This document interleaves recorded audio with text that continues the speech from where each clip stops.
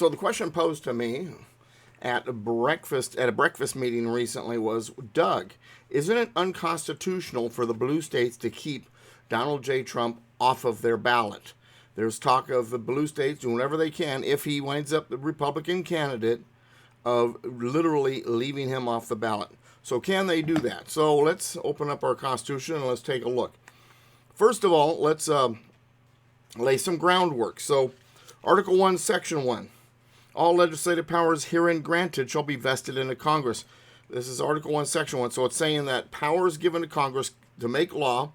President can't execute law unless it's a law created by Congress. Judiciary can't apply law that hasn't been created by the legislature. So government power begins with law. All legislative powers herein granted shall be vested in a Congress. Herein granted. So what it's saying is if they're going to have the power, it has to be granted in the Constitution. Has to be there in the Constitution. Now, next part. Article 1, Section 4, Article 1, Section 4. Times, places, and manner of holding elections for senators and representatives shall be prescribed in each state by the legislature thereof, but the Congress may at any time by law make or alter such regulations, except as the places of choosing senators. So what it's saying is when it comes to legislative positions, federal legislative positions, the senator and House of Representatives, while the manners and procedures belong to the states, the Congress, federal government, can make alterations to those regulations if they deem it necessary. But we're not talking about those positions. We're talking about the President of the United States. So it's given to one. But now we'll go to the President of the United States. This is in Article 2 of the Constitution. Article 2, each state shall appoint, this is Article 2, Section 1, second paragraph. Each state shall appoint in such manner as the legislature thereof may direct a number of electors equal to the number of senators and representatives in each to which the state may be entitled in the Congress. So, when it comes to the electors and appointing the electors and everything has to do with the presidential election, that's it right there. Only the state legislatures has power over that. The federal government has no authority to contradict. The courts and the president and the governor's not mentioned here. Only the state legislature. We go on to the next part. It says that Congress may determine the time of choosing.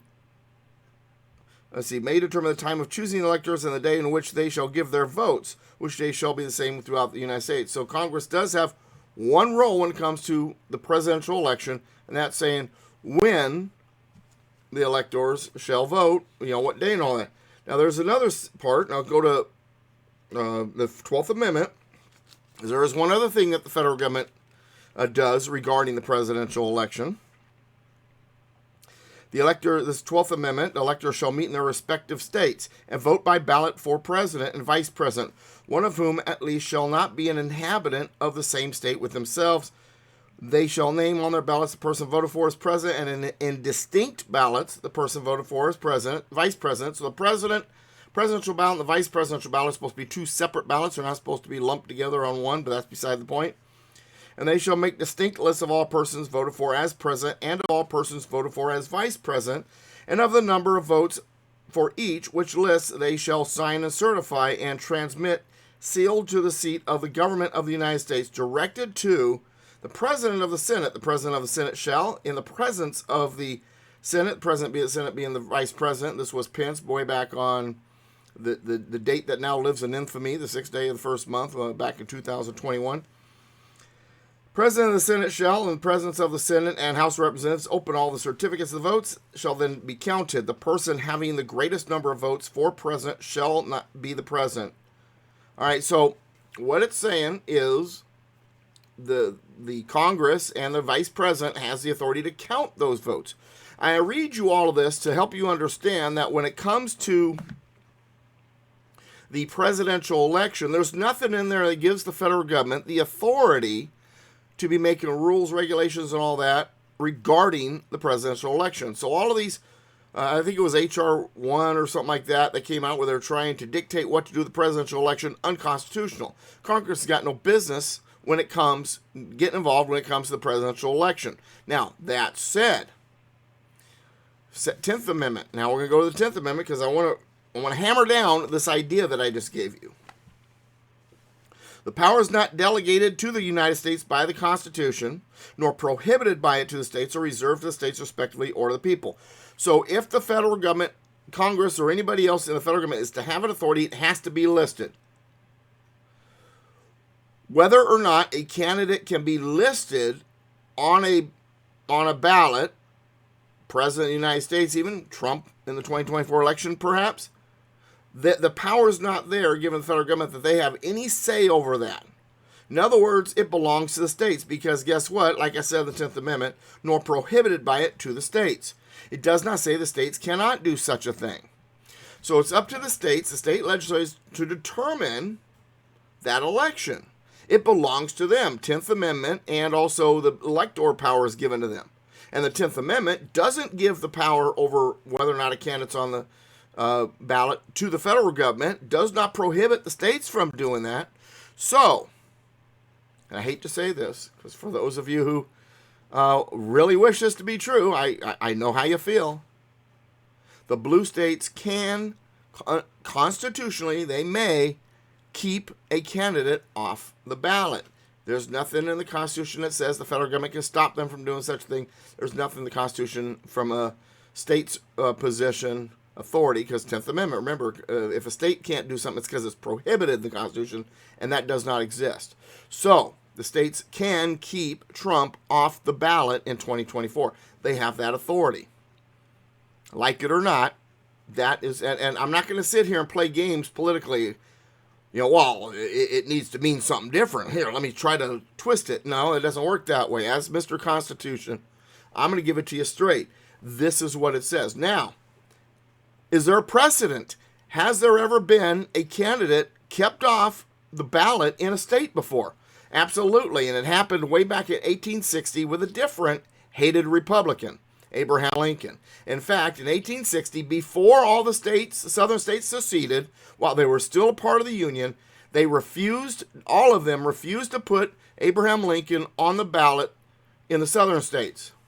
He won the election by only being on the ballot in the northern states. He was not on the ballot in the southern states. He won. And so they're like, wait a second. We didn't even let him on the ballot and he won. That's it. We're out of here. They seceded. So it has happened before. There is precedence of the states refusing to allow a candidate to be on their ballots. Thanks for watching. I am Mr. Constitution Douglas V. Gibbs. It's been a pleasure giving this to you, this information to you. I hate sometimes that, Constitution says or doesn't say what it says. So there's a lot of folks that have been like upset with me. No, Doug, it's got to be unconstitutional. It's got to be there somewhere. It's not there. It's totally constitutional for a state to keep Trump off the ballot in 2024. I don't like it. I don't think they should. It's what's the word? It's a bad way to run business. It's bad form. That's the word I was thinking of. It's not good form. It's even unethical. But from a strictly constitutional point of view, no authority is given to the federal government regarding whether or not that can be done. There is no prohibition against the states regarding having someone on the ballot. So if the state wants to refute, now here's the thing though. All right, if the blue states can keep Trump off their ballot, then how about the red states keep biting off of all of their ballots? There's more of them. Just saying. All right, thanks for watching. United we stand, combined we kick butt. God bless America, and God bless you. Don't forget to subscribe. Hit the subscribe button if you have not subscribed at whichever page you have here. You can also watch these videos at douglasvgibbs.com. Then hit the video link. And in fact, visit douglasvgibbs.com and join the newsletter. There's a newsletter link there, and we're getting ready to start sending out a newsletter. This is not just my email list I currently have. That is going to end within the next 30 days or so, and we're going to start a newsletter, and it's going to keep you informed with news, classes, events, all of that. I want you to be on that list. Put your email list on the newsletter sign up there at douglasvgibbs.com. Thank you for joining me. And also, I'm going to throw at you, right, there's an exploding box thing with my logo coming up right after I'm done talking. After that, there's going to be a thing that shows you how to donate. We need to finish this website. We need the funding for the website. I need funding for my radio shows. I need funding for traveling these events I'm doing. So if you want to support my ministry, support what I do to help out, there's a way to do it through a number of ways. You can also go to douglasvgibbs.com. There's also a thing there where you can also donate. That's through Stripe. Or on the thing I'm getting ready to show you, there's PayPal, Venmo, and Zelle. So you got like 4 different ways. Thanks for watching. We'll see you next time.